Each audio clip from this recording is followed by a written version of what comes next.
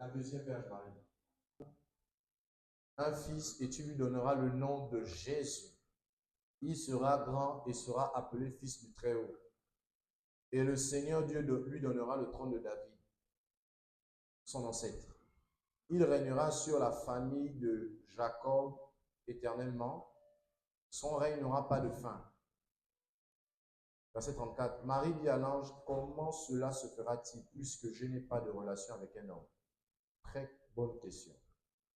L'ange lui répondit, le Saint-Esprit viendra sur toi et la puissance du Très-Haut te couvrira de son nom. Pour ceux qui notent, s'il vous plaît, retenez particulièrement le verset 34 et 35.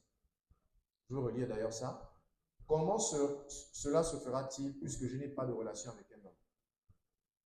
L'ange lui répondit, le Saint-Esprit viendra sur toi et la puissance du Très-Haut te couvrira de son nom. C'est pourquoi le saint enfant qui naîtra sera appelé fils de Dieu. Voici Élisabeth, ta parente, est-elle aussi devenue enceinte d'un fils dans sa vieillesse? Celle que l'on appelait la stérile est dans son 6e mois. En effet, rien n'est impossible à Dieu. Marie dit, je suis la servante du Seigneur, que ta parole s'accomplisse pour moi. Et l'ange la quitta. À la même époque, Marie s'empressa de se rendre dans une ville de la région montagneuse de Juda. Amen. Nous sommes dans Matthieu chapitre 1, verset 18. Retenez ça. L'ange du Tout-Puissant te couvrira. La Bible dit que Dieu, l'ange lui répondit, le Saint-Esprit viendra sur toi et la puissance du Très-Haut te couvrira de son nom. Matthieu chapitre 1, verset 18. Juste le verset 18 d'ailleurs. Voici de quelle manière arriva la naissance de Jésus. Marie, sa mère, était fiancée à Joseph. Or, avant qu'ils n'aient habité ensemble, elle se trouva enceinte par l'action du Saint-Esprit. Dans le premier passage, on parle de la couverture de l'ombre du Tout-Puissant. Dans le deuxième passage, on parle de l'action du Saint-Esprit. Apocalypse chapitre 12, verset 1. Apocalypse chapitre 12, verset 1. Un grand signe parut dans le ciel, une femme enveloppée du soleil, la lune sous ses pieds et une couronne de 12 étoiles sur sa tête. Elle était enceinte et criait, étant en travail et dans les douleurs de l'enfantement. Elle enfanta un fils qui doit paître toutes les nations avec une verge de fer. Et son enfant fut enlevé vers Dieu et vers son trône. Je lis le verset 1 et le verset 5. Donc, juste après le verset 1, j'ai sauté le verset 5. Galates chapitre 4, verset 19. Galates chapitre 4, verset 19. Galates le chapitre 4 et le verset 19. Galates chapitre 4, verset 19, je vais lire. Mes enfants pour qui j'éprouve de nouveau des douleurs de l'enfantement, jusqu'à ce que Christ soit formé en vous. Je veux relire, c'est l'apôtre Paul, ce n'est pas une femme qui parle ici, c'est Paul. Paul déclare ceci, mes enfants, pour qui j'éprouve de nouveau les douleurs de l'enfantement, jusqu'à ce que Christ soit formé en vous. Paul se présente comme étant une femme enceinte. Et il présente aussi ceux à qui il prêche l'évangile comme étant également une femme, comme des femmes enceintes qui doivent avoir un enfant qui se forme à l'intérieur de leur ventre, jusqu'à ce que Christ se forme en vous. Jean chapitre 16, à partir du verset 20 à 22. Le verset qui nous intéresse, c'est le verset 21, mais pour vous-même, pour vos propres édifications, pour comprendre le contexte, je lis à partir du verset 20 à 22. Mais ce qui m'intéresse et ce qui doit vous intéresser, c'est le verset 21. Je lis. En vérité, je vous le dis, vous pleurerez et vous lamenterez et le monde se réjouira. Vous serez dans la tristesse, mais votre tristesse se changera en joie. Verset 21. Parabole de Jésus. La femme, lorsqu'elle enfante, éprouve de la tristesse, parce que son heure est venue. Mais lorsqu'elle a donné le jour à l'enfant, elle ne se souvient plus de la souffrance à cause de la joie qu'elle a de ce qu'un homme est né dans le monde. Comparaison avec les disciples, le verset 22. Vous donc aussi, vous êtes maintenant dans la tristesse, mais je vous reverrai et votre cœur se réjouira et nul ne vous ravira votre joie. Nul ne vous ravira votre joie dans moi. Jésus fait une analogie entre une femme enceinte et les disciples. La même joie et la même tristesse qu'une femme enceinte éprouve, les disciples aussi vont éprouver ça. J'avance. Jacques chapitre 1, verset 15. Puis la convoitise, lorsqu'elle est conçue, enfante le péché. Et le péché étant consommé, produit la mort. La convoitise, lorsqu'elle est conçue, enfante. Le domaine de l'enfantement, de l'accouchement, ne concerne pas simplement le corps.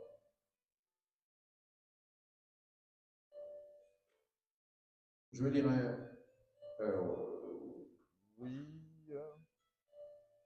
Matthieu chapitre 25, versets 1 à 2. Jésus compare chaque personne qui le suit à des vierges. Rappelez-vous, le thème c'est la vierge, la deuxième vierge. Donc il doit avoir une vierge, mais qui doit tomber enceinte.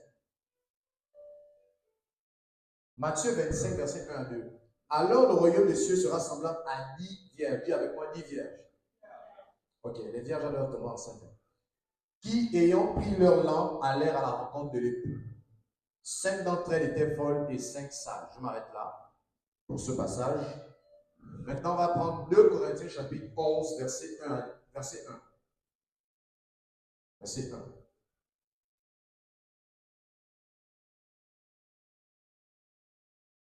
« 2 Corinthiens chapitre 11, verset 1 à 2.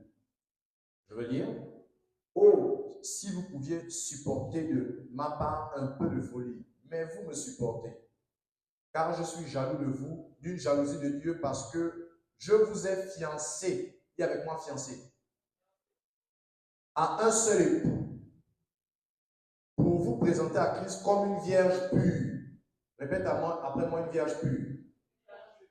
Très bien. L'apôtre Paul se présente comme étant quelqu'un qui marie cette fois-ci des disciples à l'époux. Mais la condition sine qua non pour être marié, fiancé si vous voulez, c'est être vierge. Amen. Okay.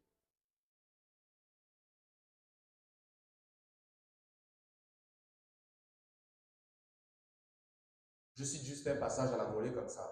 La Bible dit que la création soupire les douleurs de l'enfantement. Elle attend avec un ardent désir la révélation du Fils de Dieu. Est-ce que vous savez que même le monde est enceinte? Jésus, lorsqu'il parle des derniers temps, il dit qu'il en sera comme les douleurs de l'enfantement. Dans Matthieu chapitre 24, lorsque Jésus commence à enseigner la fin des temps, il explique qu'il en sera comme les douleurs de l'enfantement. Même le monde souffre les douleurs de l'enfantement, comme une femme. Les spasmes. On va prendre un dernier passage. Proverbe 25, verset 23. Le vent du nord enfante la pluie. Le vent du nord enfante la pluie. Et la langue mystérieuse, un visage irrité. Le vent du nord enfante la pluie. Et le dernier passage qu'on va lire, Apocalypse chapitre 14, verset 1 à 4. On aura l'occasion de revenir sur les passages là pour les décortiquer. Apocalypse chapitre 14, verset 1 à 4.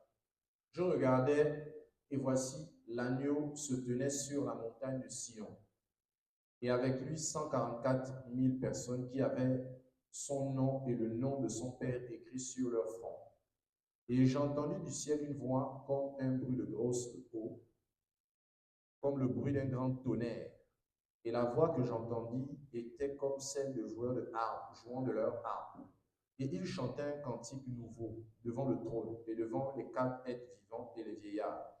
Et personne ne pouvait apprendre le cantique si ce n'est les 144 000 qui avaient été rachetés de la terre. Avant de lire le verset qui nous intéresse, le verset 4, on nous précise que les 144 000, c'était des personnes qui avaient été rachetées par le sang. La rédemption qui s'opère par le sang de l'agneau. Verset 4, ce sont ceux qui ne se sont pas souillés avec des femmes, car ils sont vierges. Ils suivent l'agneau partout. Ils suivent l'agneau partout. Ils sont vierges. Ils suivent l'agneau partout. Ils ont été rachetés. Pourquoi ils sont vierges? La réponse se trouve dans le contexte. Ils ont été rachetés et ils suivent l'agneau partout. Ils ont été rachetés et ils suivent l'agneau partout. À cause de ça, on les appelle les vierges. Rappelle-toi du thème toujours. La deuxième Vierge Marie. Amen. Est-ce qu'on peut acclamer d'abord la parole?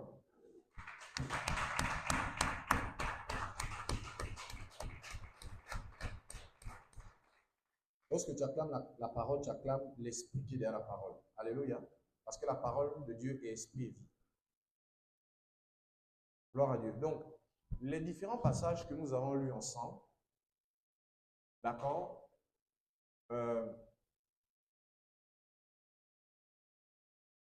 c'est un mélange de deux mots que je vais expliquer. Enfin, de deux concepts que je vais expliquer. Donc, dans ces passages, on retrouve le mot vierge, on retrouve le mot femme. On retrouve le mot enceinte, enfantée. Dans la plupart de ces passages, il y a des mots qui reviennent. Je souhaite qu'on s'arrête un peu pour étudier. L'un des mots qui revient beaucoup, c'est vierge. L'autre mot, c'est enfanté, c'est femme. Ces passages, d'accord, ne parlent pas exclusivement d'une femme physique. Mais curieusement, on parle des disciples pour la plupart de ces passages. Ça parle des disciples de Jésus, de toutes les personnes qui ont décidé de suivre Jésus. On les présente comme étant des vierges, premièrement. Ensuite, comme étant des personnes enceintes. Maintenant, avant d'aller très loin, je vais revenir sur notre passage initial, notre passage de base. Le livre de Luc, chapitre 1, verset 26 à 39. Un ange apparaît à Marie, l'ange Gabriel. Il arrive devant la Vierge Marie et il lui dit, tu es bénie en toutes les femmes. Il salue Marie. Catholique que j'étais, on a récupéré la salutation de l'ange, on a fait une prière. Alors que c'est salutation, l'ange est poli, il est respectueux. On a transformé ça en prière. Donc, l'ange est poli, c'est un gentleman, et il salue Marie. Je te salue Marie, toi à qui une grâce a été accordée. Et après l'avoir salué, il annonce une parole, que tu deviendras enceinte. Et elle pose une question pertinente que tout le monde devait poser. Parce qu'effectivement, c'est une bonne question qu'elle a posée. Pourquoi? Parce qu'aujourd'hui, dans les assemblées, dans les églises, les gens prophétisent aux gens qu'ils auront des enfants. Et ces personnes ne sont pas forcément d'abord mariées. Et il y a beaucoup de prophètes qui sont là en train de dire, je te vois enceinte, tu vas être enceinte. La sœur n'est pas mariée. Et ils prophétisent être enceinte sans parler du mariage. Donc, Marie, certainement, comme c'était une fille sérieuse, elle a posé la question logique de savoir, ok, on va faire comment? Je tombe enceinte comment? Je ne suis pas mariée. Parce qu'il y a beaucoup dans les assemblées, ils veulent tomber enceinte. Je veux tomber enceinte. On me dit, prie pour moi. Elle n'est pas mariée. Elle veut seulement l'enfant. Mais elle n'est pas mariée. Il y a un cadre pour avoir un enfant. Alléluia. Donc Marie pose une question pertinente qui déstabilise et démontre, n'est-ce pas, cette conception légère du christianisme où on veut faire des enfants sans être marié. Elle pose une question logique. Ok, ça se passait comment? Moi, je ne suis pas marié, je suis encore fiancé. Tu me dis, je vais t'enseigner, je veux bien croire. Mais ça se fait comment? Et là, l'ange lui explique ce passage, ce message très important, parce que c'est ce sur quoi on va faire l'enseignement. Le Saint-Esprit viendra sur toi et la puissance du Très-Haut te couvrira de son ombre. Vous savez ce qui a fait tomber enceinte Marie? C'est une ombre. Marie est tombée enceinte à cause d'une ombre qui est venue sur elle. Le Saint-Esprit va te couvrir de son ombre. Et à cause de l'ombre du Saint-Esprit, tu vas tomber enceinte. Qu'est-ce que c'est une ombre? Qu'est-ce que c'est une ombre? Avant d'aller très loin, parce qu'il y a ce qu'on appelle les définitions des mots, et il y a ce qu'on appelle la définition même de la Bible, de ce que la Bible donne comme révélation. La définition du mot ombre En grec, c'est epikaizo. Epikaizo veut dire l'ombre, veut dire projection autant pour moi. Une ombre, c'est une projection. En général, lorsqu'on parle d'une ombre, tout dépend de la position de la lumière. Si tu fais dos à la lumière, ton ombre sera devant toi. Si tu es tu es diagonal à la lumière, ton ombre sera sur le côté. Donc, tout dépend de la lumière. Mais ce qui est sûr, c'est que on ne parle pas de l'ombre sans lumière. Alléluia. Il y a toujours une lumière qui, n'est-ce pas, projette une ombre. Donc, je n'ai pas envie forcément de m'accentuer beaucoup sur la définition même du mot. En hébreu, c'est tel. Ça veut dire littéralement la même chose. Ombre, ombrage, nuage, sombre. Ça, c'est la définition basique du mot. Mais il y a une révélation derrière l'ombre. Et c'est la révélation que j'ai envie de vous partager. Donc, l'ombre, c'est ça. C'est ce que vous connaissez déjà. Lorsque vous positionnez enfin, à l'opposé d'une lumière, l'ombre sera sur votre côté en fonction de la position de la lumière. Donc, on ne parle pas de ombre sans lumière. Forcément, il y a une lumière qui permet de produire une ombre. Donc, l'ombre, qu'est-ce que c'est? En dehors de la définition que nous avons, que vous savez. C'est quoi ce qu'on appelle une ombre dans la Bible? Parce que si tu es exposé à la même ombre, tu vas tomber enceinte. Pas forcément physique. Alléluia. Quoique, pour votre information, il y a des personnes qui tombent enceintes par l'ombre jusqu'à aujourd'hui. Il y a des femmes qui n'ont pas d'utérus qui sont tombées enceintes. C'est quoi ce qui fait ça? C'est l'ombre. Je connais des femmes, une dame en Côte d'Ivoire qu'on appelle Maïmouna Ouattara. C'était une musulmane. On avait supprimé l'utérus. Elle a fait 12 enfants parce que Jésus s'est révélé à elle. Jésus a mis la main dans son ventre. On diagnostiquait son ventre, on voyait une main dedans. Elle a couché 12 enfants, 14, je ne sais même plus. Son mari s'est converti. Les femmes, c'était les musulmans. Sa famille s'est convertie. Donc, physiquement même parlant, alléluia, oui. Physiquement même parlant, ça existe toujours. Il y a des femmes qui n'ont pas d'utérus qui enfantent. Vous pensez qu'il y a les médecins qui ont réussi une prouesse dans la médecine où il faut enfanter in vitro. C'est Jésus qui ne peut pas faire enfanter une femme sans l'utérus. Vous savez qu'en médecine, on peut faire enfanter aujourd'hui, même si c'est très délicat, c'est tout souvent rare, mais ça arrive. Ils appellent ça, je pense, si je ne me trompe pas, l'accouchement in vitro, hors de l'utérus. Les scientifiques petits devant Jésus peuvent faire ça. C'est Jésus qui peut faire ça. Amen. Donc, ça là, le Seigneur le fait toujours. Il y a des femmes qui ont des problèmes avec leur utérus, elles accouchent. Donc, l'homme vient faire en sorte que tu accouches, physiquement même parlant. Donc, il n'y a pas de problème à ce niveau. Sauf que, d'accord, l'ombre dont je veux parler surtout, c'est l'ombre qui te permet d'enfanter Christ. Alléluia. Parce que Christ, ce n'est pas simplement une personne, le Messie. Christ également se fait former à l'intérieur de toi. Dans la Bible, il y a ce qu'on appelle l'ancien homme et le vieil homme, le nouvel homme et le vieil homme. Christ, c'est le nouvel homme formé en toi. Amen. Et il y a une manière d'enfanter Christ pour qu'il prenne la place de ton vieil homme. C'est ce que l'apôtre Paul enseignait. Quand on parle d'une nouvelle naissance, c'est qu'il y a vraiment une naissance. Amen. Donc, lorsque tu t'exposes à l'ombre du Tout-Puissant, tu vas avoir le même résultat que Marie. Les gens du monde ont dit les mêmes causes produisent les mêmes. Très bien. Ça veut dire que si tu fais les mêmes choses que Marie, si la même chose que Marie, n'est-ce pas, t'arrive, le résultat, c'est que tu vas faire comme Marie. C'est simplement ce qu'il faut savoir. Dans la Bible, vous avez ce qu'on appelle les principes. Les principes, ce sont des formules qui permettent d'avoir des résultats. Comme en chimie. Il y a des formules que tu mets, ça produit le même résultat. Tu reviens après 40 ans. Tu mets la même formule, produit le même résultat. Tu reviens après 1000 ans, le même résultat. Donc, dans les Écritures, vous avez des principes que si on met en place, on peut avoir les mêmes résultats. Donc, c'est quoi l'homme du Tout-Puissant? Parce que le but, c'est que toi aussi, tu tombes enceinte, mais pas physiquement parlant. Maintenant, si tu as besoin d'enfant, que le Seigneur te l'accorde, in Jesus' name. Que l'homme du Tout-Puissant saisisse ton ventre et que tu puisses enfanter. Alléluia. Gloire à Dieu. Mais ici, je parle d'un enfantement des œuvres de l'Esprit. Je parle d'un enfantement des fruits de l'Esprit.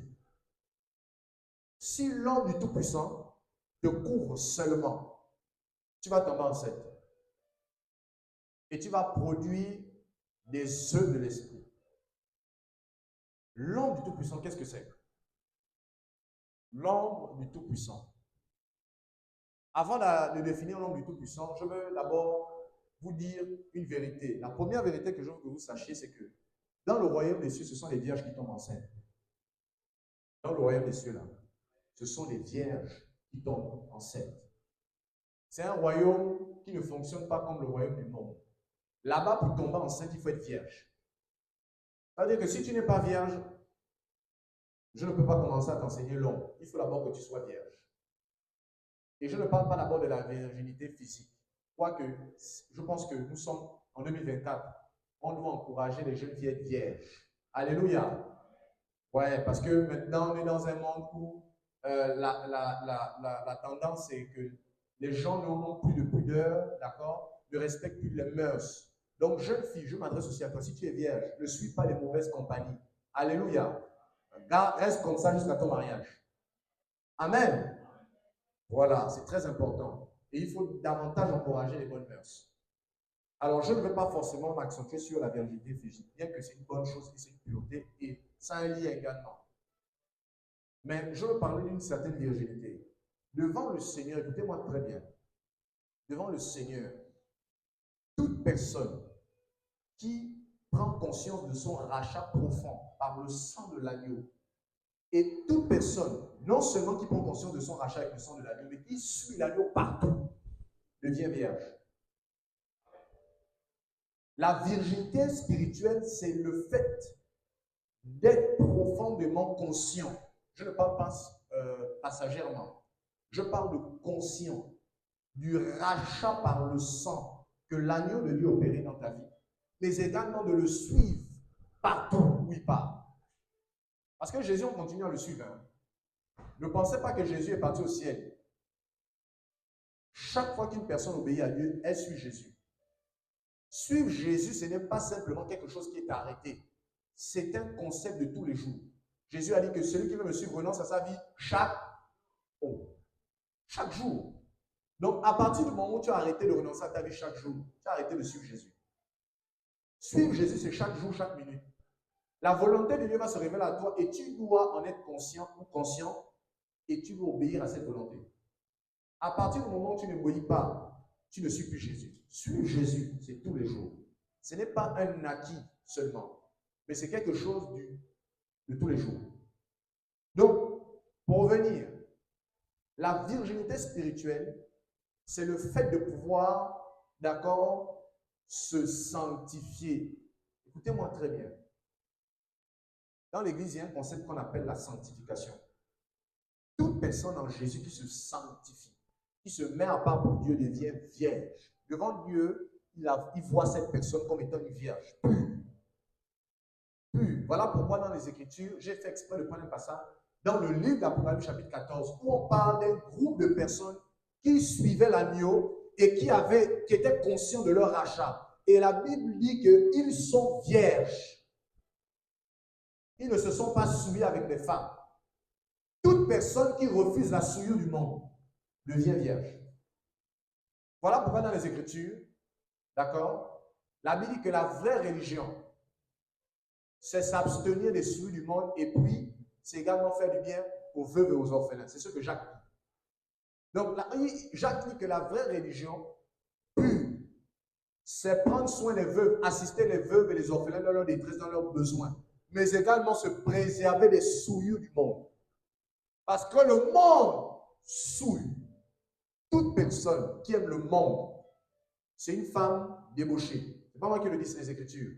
Adultère que vous êtes, vous ne savez pas que l'amour du monde est inimitié contre Dieu. C'est Jacques qui dit ça. Toute personne qui aime le monde aime la débauche. Voilà pourquoi tu dois être conscient et tu dois vraiment prendre un engagement de suivre Jésus. Toi, tu suis Jésus, Soit tu suis le monde. Si tu suis Jésus, le monde, tu vas faire facial dans tes cas. Et tu vas rester sur place. Tu ne vas pas avancer, les jours vont avancer. Et toi, tu vas être bon seulement dans la gymnastique. Cadeau. Donc, frères et sœurs, toute personne qui décide de suivre Jésus devient vierge. Son casier judiciaire est propre. Et Dieu ne se souvient plus de ses péchés. Devant Dieu, la personne est pure et vierge. Et tu deviens quoi? Tu deviens une femme vierge. Digne d'être mariée à l'agneau. Parce que l'agneau épouse que les vierges. Alléluia. Ne vous souvenez pas, vous ne souvenez pas des 10 vierges. L'agneau épouse les vierges. Il ne pousse pas les femmes débauchées. Il épouse les femmes vierges. C'est un roi. Et il est exigeant. Le roi est exigeant. Il prend la qualité. Vous savez qu'Assuérus, il a épousé une femme vierge. Elle s'appelle comment? Esther. Donc, dans le royaume là, le roi, il ne veut que les femmes vierges. Il ne pousse pas n'importe quelle femme. Tu dois devenir vierge si tu ne l'es plus vierge. Et devenir vierge, c'est quoi? C'est suivre Jésus. C'est de détourner du monde et suivre Jésus. Quand tu suis le monde, tu es adultère, même si physiquement tu es vierge. Tu dois suivre Jésus. C'est qui sont les vierges? Les vierges, ce sont les personnes qui ont le cœur pur. La Bible, heureux ceux qui ont le cœur pur. Le concept de la virginité ne fait pas seulement attrait à suivre Jésus. C'est quelqu'un qui a un cœur pur, pur, pur. Parce que la virginité, c'est la pureté. Et quand on parle de pureté, on parle du cœur. Ton cœur doit être pur et doux. C'est quoi la pureté? En fait, c'est, n'est-ce pas, cette capacité qu'a l'expression d'une âme, de ne pas en vouloir aux personnes, de ne pas être rancunière, de ne pas, n'est-ce pas, être problématique. C'est une personne douce de cœur. C'est une personne qui refuse le péché également. C'est une personne qui déteste le péché. Une personne qui ne peut pas accepter que les choses du monde rentrent dans son âme. Une personne comme David qui sert la parole de Dieu dans son cœur afin de ne pas pécher. Parce qu'il y a un lien, comment on appelle ça? Plus tu gardes la parole dans ton cœur, tu la sers, moins tu pêches. Je vais souvent expliquer ça. Il y a un lien entre tes paroles et le cœur. Il y a un lien entre le péché, la bouche et le cœur. Le péché transite par la bouche et le cœur. Donc si tu préserves ta bouche, si tu préserves ton cœur, n'est-ce pas? Il est fort probable que tu neutralises le péché. C'est ce que Jacques tente d'expliquer dans Jacques chapitre 2 où il explique que celui qui ne pêche pas de la bouche est un homme parfait, ne branche pas. Parce que si tu arrives à canaliser ta bouche et ton cœur, tu es parfait. C'est les deux domaines où le péché transite. C'est l'abondance du cœur que la bouche parle. Ce n'est pas ce qui rentre dans la bouche de l'homme qui le sauve, mais ce qui sort de sa bouche et qui vient de son cœur. Donc, frères et sœurs, Dieu t'appelle à être vierge. Il te lance un appel, deviens vierge. Parce que la condition pour tomber enceinte dans le royaume, je le répète, c'est être vierge. Ça veut dire que l'homme du Tout-Puissant ne vient pas sur des personnes débauchées. Et je suis en train d'expliquer que la débauche ici, c'est le monde. À aimer le monde, faire les choses du monde. Ne pas suivre l'agneau. Toute personne qui ne suit pas l'agneau aime le monde. Il y a beaucoup de choses à faire dans le royaume. Si toi là, ton passe-temps favori, c'est El Mundo, c'est série télévisée sur série télévisée, DVD sur DVD, DVD sur DVD, c'est Netflix, c'est, n'est-ce pas, toutes ces Prime Vidéo, toutes ces choses-là. Tu aimes le monde, tu aimes El Mundo, même si tu viens prier, tu aimes le monde. J'ai souvent expliqué ça, que tu peux venir tout le temps à l'église, mais tu es dans Babylone. La femme de Lot était sortie physiquement de Babylone, elle était toujours dans Babylone. Voilà pourquoi elle s'est retournée, elle aimait le Babylone. Elle s'est retournée, c'est en ce moment sortie de Stèle. On peut le temps pour moi. La plupart des personnes qui aiment le monde stagnent. Leur croissance n'avance pas. Leur croissance, n'est-ce pas, ils font du surplace. Quand tu aimes le monde, même dans les dons et les grâces, ça n'avance pas. Tu es statuette. J'invite toutes les personnes ici à détester le monde. Tu dois détester le monde, les mauvaises compagnies. Oui, tu dois détester le monde. Il y a une haine que tu dois mettre dans ton cœur, tu dois avoir. Tu dois faire une prière aujourd'hui. que Seigneur, mets dans mon cœur la haine du mal, la haine du mal, la haine du monde. Parce qu'il a dit que celui qui aime le monde, c'est un ennemi de Dieu. Tu ne peux pas aimer le monde. Jésus a dit, vous, le monde vous aime parce que vous parlez comme le monde. Moi, le monde me déteste. Je ne parle pas comme le monde. Toi, tu aimes le monde. La première manière que tu as annulé, tu as acclamé. Et j'avais expliqué ça la dernière fois. Jésus a dit, malheur à vous si tout le monde dit du bien de vous. Tu es une fausse prophétesse, tu es un faux prophète. Parce que Jésus a dit, c'est ainsi qu'on a parlé des faux prophètes. Tout le monde disait du bien d'eux. Parce qu'ils ne gênaient pas. Ils ne gênaient pas. Tu es avec les païens en train de discourir. Ils parlent de leurs choses du monde. Tu ne dis rien, tu es seulement là silencieux. Je ne veux pas les problèmes. Je ne veux pas les problèmes. Parce que tu veux te faire accepter dans la communauté.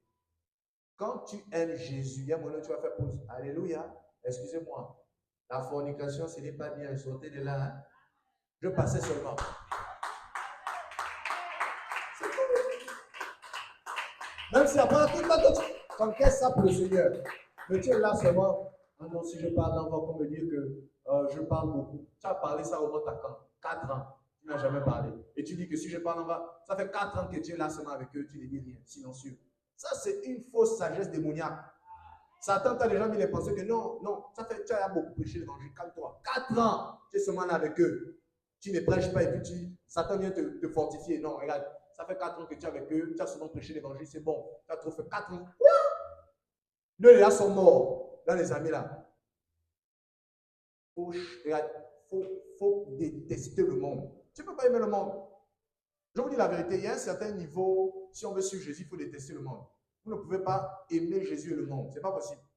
Et à un moment donné, si tu aimes qu'on t'adule, qu'on t'accueille, qu'on te caresse dans le sens du poil, il faut prier contre ça.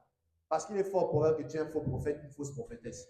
Tu es un potentiel faux prophète. Quand l'onction va venir sur toi, Dieu voit déjà que tu vas diluer l'onction. Il dit non, elle n'aime pas la vérité, elle n'aime pas dire la vérité. Moi, je préfère les gens qui aiment dire la vérité. Donc, il réserve même l'onction déjà. Donc, Jésus a dit, on a parlé, c'est comme ça que les faux prophètes étaient acclamés. Ils disaient toujours du bien. Regardez dans la Bible, hein. On nous parle des prophètes de Baal. 2 rois vont aller en guerre. Il y a un roi qui craint Dieu. Il y a un roi qui est sensible. Il s'appelle Josaphat. L'autre roi est corrompu, on l'appelle Akab. Josaphat, il revient de Juda. Akab, lui, il est d'Israël, là où il y avait la population corrompue. Josaphat dit, est-ce qu'on peut consulter un peu les prophètes là? Il part, il consulte les prophètes, il se rend compte que tous les prophètes du Baal étaient à 400. Tous les 400. Allez-y en guerre, Dieu avec vous. Oh, Shalakantelia. Dieu va vous donner la victoire. Tous alliés comme ça. Le roi, lui, craignait le Seigneur. Il sent quelque chose, il est dérangé. Il est trop adulé. Non, le Seigneur, non, Dieu avec vous. Et regarde, il sent que non. Akab, dis-moi, tu n'as pas un autre prophète à part les 400. Akab veut mentir. Parce qu'il se souvient d'un homme qu'on appelle Michel de Moréchette, qui le dénonce tout le temps. Et il a enfermé le gars en prison. Il a envie d'oublier, mais le roi insiste tellement qu'il dit, oh, il y a un prophète là, mais moi, il m'énerve. Je le déteste. Il dit, amène-moi un peu chez le prophète là. Quand il part, erreur, le prophète fait d'abord un jeu. Il dit, non, allez en guerre, Dieu sera avec vous, tranquille. Lui-même, le faux roi là, il sent que non, le prophète là, en train de... lui-même, il répond, le prophète, il dit, non, dis la vérité. Comment tu me parles aujourd'hui comme ça là? Je sais que toi, tu n'aimes pas le monde. Le prophète retombe en disant que tu vas mourir. Va en guerre là, on va te tuer. Tu vas aller en guerre, tu vas perdre, tu vas mourir. Et il se tourne vers son ami, il dit que je t'ai bien dit que le gars là, il ne prophétise que le malheur. Et le roi là en guerre, il est mort. Donc, où sont les vrais prophètes? Les vrais prophètes, je vais vous dire ce que c'est un prophète. Un prophète, c'est celui qui rend témoignage de Jésus d'abord, simplement. Qui rend témoignage de Jésus où? Quand tu es avec les autres, tu as l'occasion de rendre témoignage de Jésus, pas de Jésus. On va me juger. On va me juger. Je préfère la Sainte Esprit, c'est dans le cœur. C'est dans le cœur. C'est dans le cœur. C'est dans le cœur. Dieu n'a pas forcément dit qu'il faut montrer ça. C'est mon intimité. C'est une fausse intimité. C'est quelle intimité qu'on ne voit pas. On les reconnaîtra leurs fruits. Jésus a dit ça. Donc, frères et sœurs, s'il te plaît, je t'encourage à détester le monde. Commence à parler un peu de Jésus autour de toi. Commence à déranger. Fais-toi un peu persécuter. Tu as fait trop d'années, tu n'es pas persécuté. Fais-toi un peu persécuter. Parle un peu de Jésus. Il faut quand même qu'on te persécute, tu sens un peu la persécution, tu sais ce que ça fait. Et ça va te motiver même à suivre Jésus. Tu vas te rendre compte que tu suis Jésus. Amen. Donc, frère, la virginité, c'est, n'est-ce pas, simplement le fait de suivre Jésus partout, de se détourner du mal. Toute personne qui le fait devient vierge. Et je vais insister maintenant sur un aspect. J'ai un peu abordé ça, mais je vais insister maintenant sur ça. La sainteté. L'un des noms, d'accord, que cette virginité porte dans la Nouvelle Alliance, c'est la sainteté, pour votre information. La Bible dit que comme celui qui vous a appelé saint, vous aussi devenez saint dans toute votre conduite. La sainteté, pour votre information, en hébreu, le mot fiançailles veut dire sainteté. Et on ne fiançait que les vierges. Le mot fiançailles veut dire sainteté, kidushin. Ça veut dire fiançailles. Ça veut dire quoi? Pour être fiancé, il faut être saint. Pour être, n'est-ce pas, vierge, il faut devenir saint. Il faut être saint, il faut aimer la sainteté. Et pour aimer la sainteté, il faut aimer la vérité. Parce que le cœur de l'homme aime le mensonge. Il aime les choses qui plaisent à sa chair. Pour aimer la sainteté, il faut commencer à changer ton image du Dieu qui aime tout ce que tu aimes et qui déteste tout ce que tu détestes. Il est temps que tu commences à intégrer le fait que tu dois te sanctifier. Pour aimer la sainteté, il faut aimer la vérité. Frère, la Bible insiste beaucoup sur la sainteté. Je lis juste un passage. Dans Romains, chapitre 6, à partir du verset 22. Mais maintenant, étant affranchis du péché et devenus esclaves de Dieu, vous avez pour fruit la sainteté et pour fin la vie éternelle. Vous avez pour fruit la sainteté et pour fin la vie éternelle. Paul explique dans tout le passage de Romains un concept.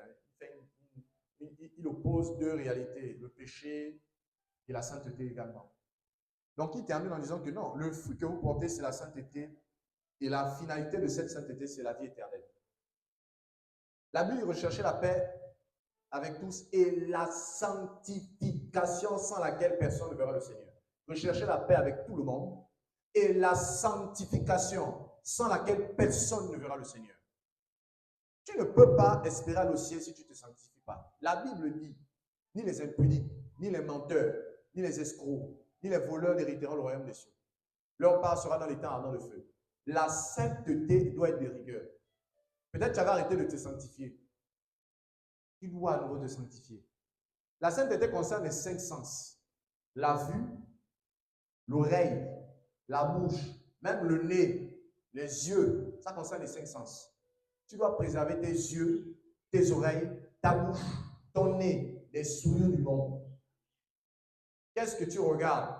Il y a des choses que tu regardes, tu dois faire un tri. Pourquoi? Parce que tu es fiancé.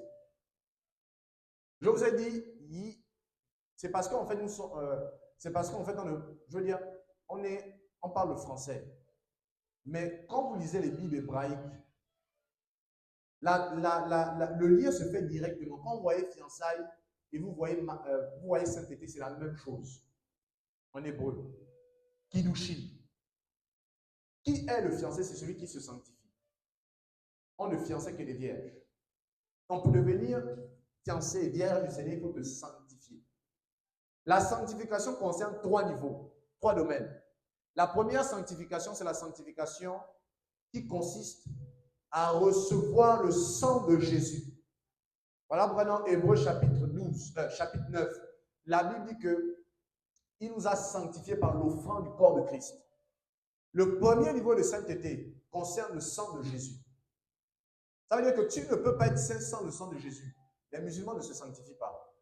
Les bouddhistes ne se sanctifient pas. Ils font des privations. Ce n'est pas ça la sainteté. La sanctification, ça concerne d'abord ceux qui ont accepté le sang de Jésus. Voilà pourquoi on dit qu'ils sont devenus vierges parce qu'ils ont été rachetés.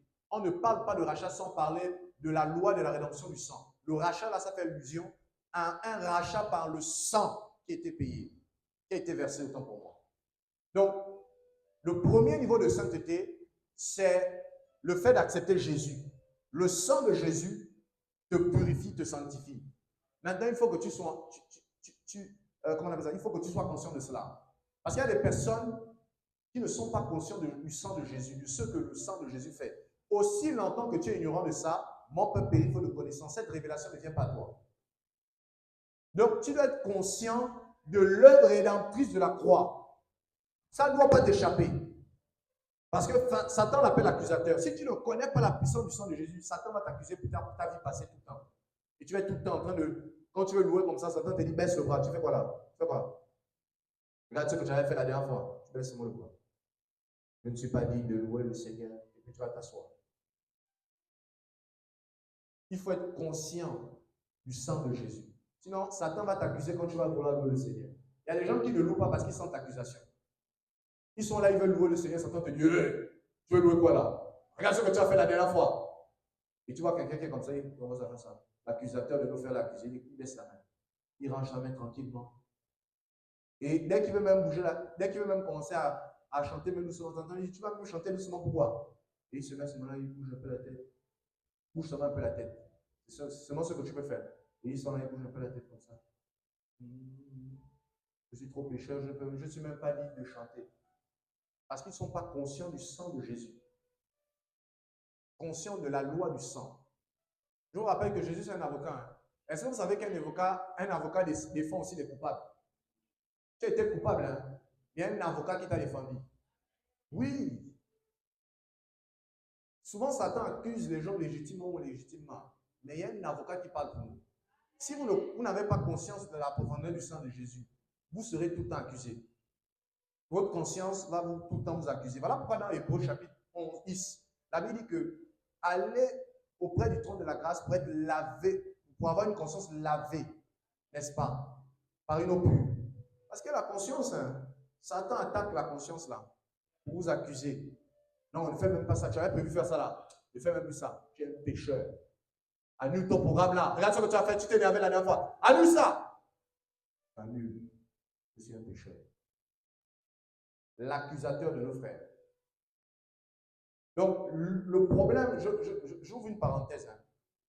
Il y a beaucoup de personnes qui ont un manque d'assurance à cause de la culpabilité. Ils ont du mal à ce que j'appelle l'affirmation de soi en Christ. Ils ont du mal à être dans l'assurance en Jésus. Parce qu'ils sont dans la culpabilité. Satan les accuse et les tient aussi pour certains dans des choses. Et ils ont du mal à avoir une certaine assurance. Parce que pour témoigner de Jésus, il faut être dans l'assurance. La femme samaritaine était délivrée, elle était dans l'assurance. Il avait pardonné tous ses péchés. Elle était capable d'aller prêcher l'évangile sans être perturbée par ce qu'on pensait d'elle. Elle était à pardonner. Donc elle partait. Les mêmes personnes qu'il avait vues dans la rue où elle avait 5 maris, machin. Elle allait leur prêcher l'évangile dans l'assurance. Mais toi, tu as un problème d'assurance parce que, premièrement, tu manques, Satan t'a maintenu dans la culpabilité. Et tu n'es pas conscient du poids du sang de Jésus. Et deuxièmement, il y a certaines personnes qui sont encore dans les choses. Renonce à ces choses. Voilà pourquoi on est en train de partager sur la virginité qui consiste à se dépouiller des souillures du monde. Amen. Tu dois détester le monde. Et le deuxième niveau de sainteté, après avoir été sanctifié par le sang de l'agneau, c'est la sainteté de tous les jours. Voilà pourquoi nous demandons de marcher par l'esprit.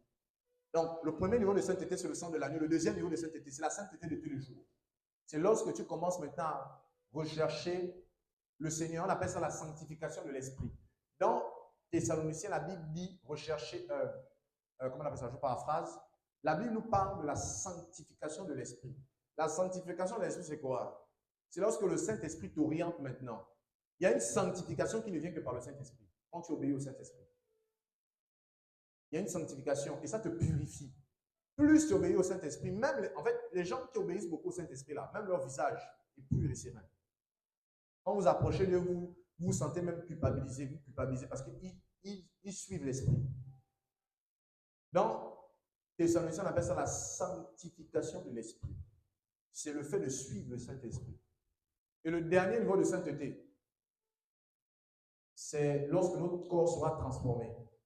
Ça, c'est à la fin des temps. Lorsque Jésus va... Là, c'est le temps pour moi à l'enlèvement de l'Église. Parce qu'il y a un niveau de sanctification qui concerne maintenant le corps. Ton corps est corrompu. Et ce corps-là va revêtir l'immortalité. C'est ce que la Bible dit. Donc ça, c'est le stade final de la sainteté. Le stade final, c'est lorsque ton corps va être transformé en corps de gloire.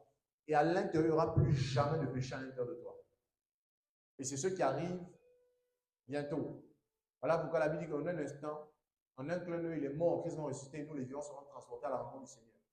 Dans 1 Corinthiens, Paul dit la corruptibilité, le corps corruptible va revêtir l'incorruptibilité. Il appelle ça l'incorruptibilité, le nouveau corps. On appelle ça aussi le corps, n'est-ce pas, l'incorruptibilité. Donc le corps qui ne se corrompt pas. Le corps qui n'est plus influencé par le péché. Ça, c'est le dernier stade de la sainteté.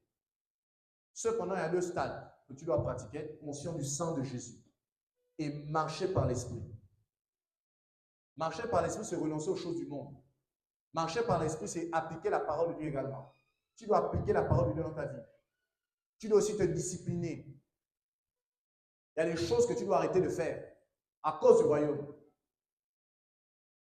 Donc, je termine en disant simplement que la virginité, c'est le fait de se sanctifier tous les jours. C'est le fait d'être conscient du sang de Jésus, du rachat de l'œuvre de la croix. Bien-aimés, j'aimerais vous dire une vérité profonde.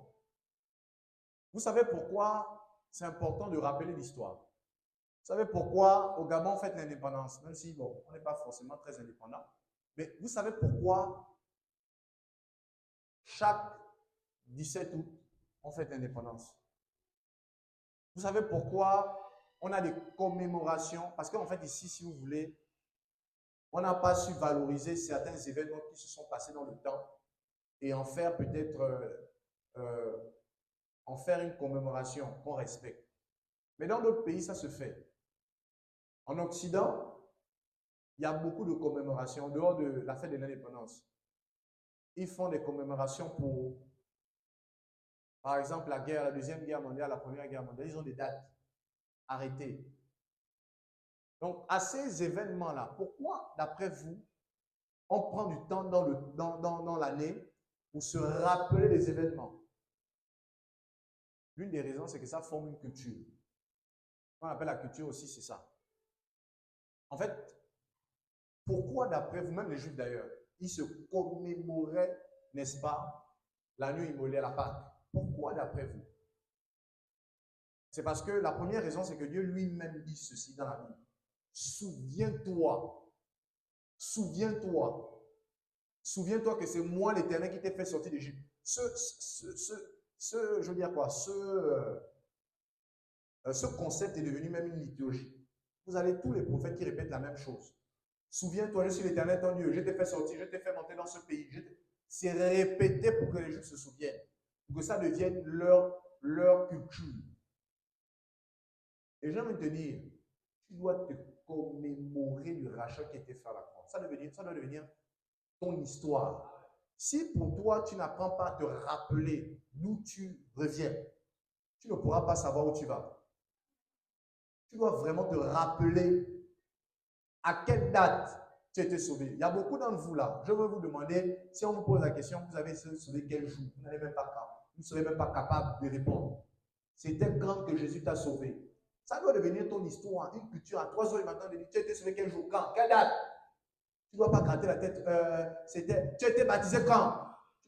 Non, ça montre quelque part que tu n'es pas attaché à ça. Quand on attache à une histoire, on mémorise, c'est une commémoration qu'on fait. À chaque jour que ça arrive, on est conscient de cela. Et ça crée ce qu'on appelle, d'accord, des liens.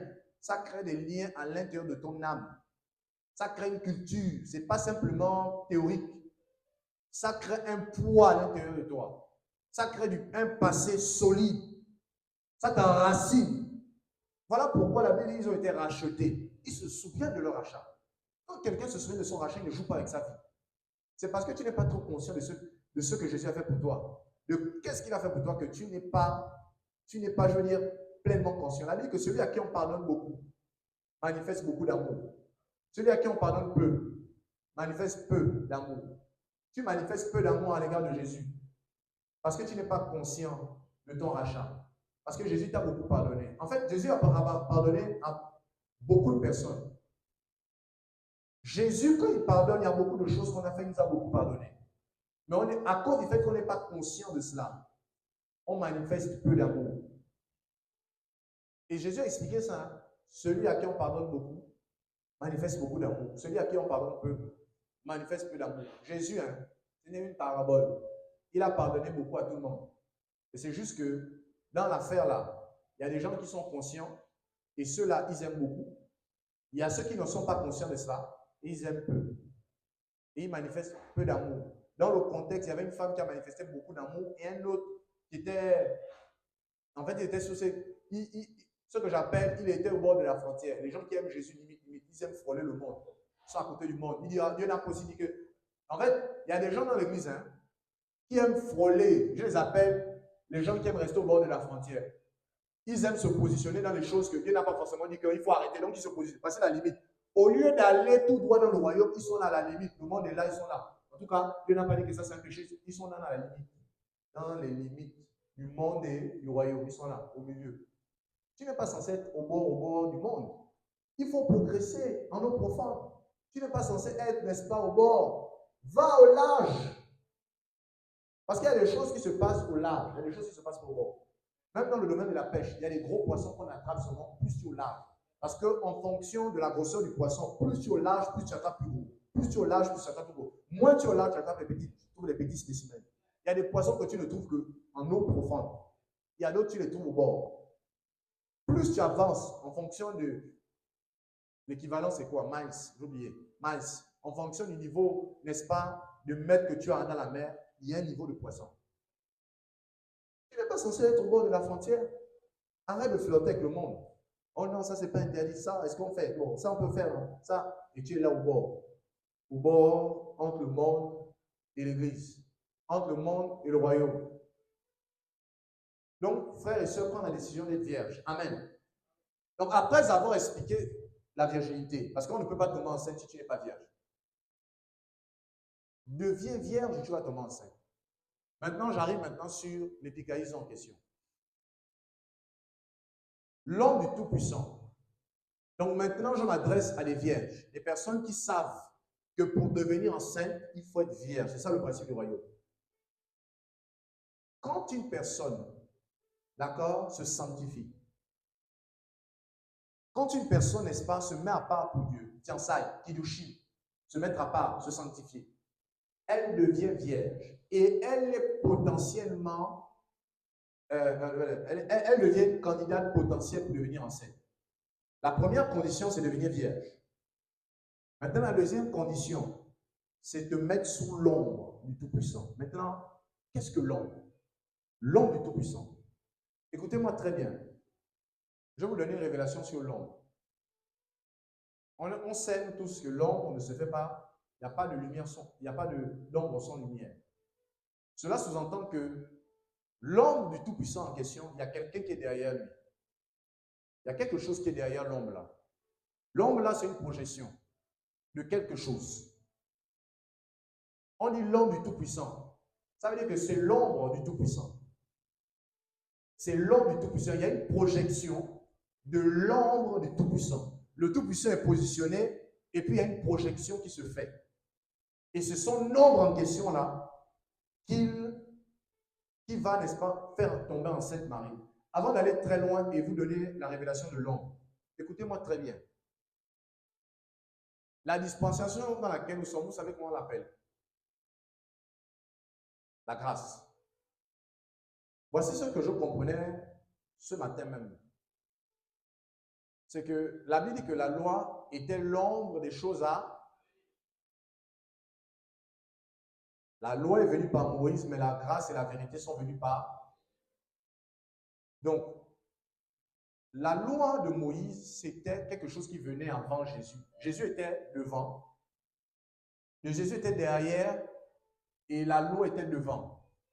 Parce que c'était un pédagogue. Ça venait pour montrer ce que c'est le péché. Donc, la loi de Moïse était devant Jésus, Jésus était derrière.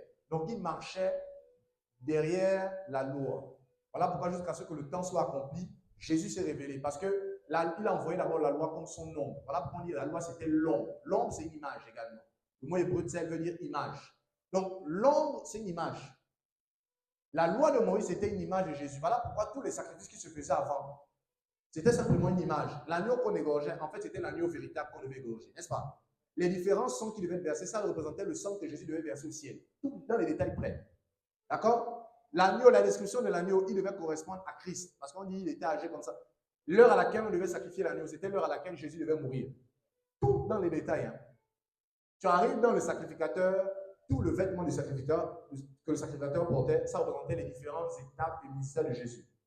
Quand vous regardez le tabernacle, c'était le corps de Christ.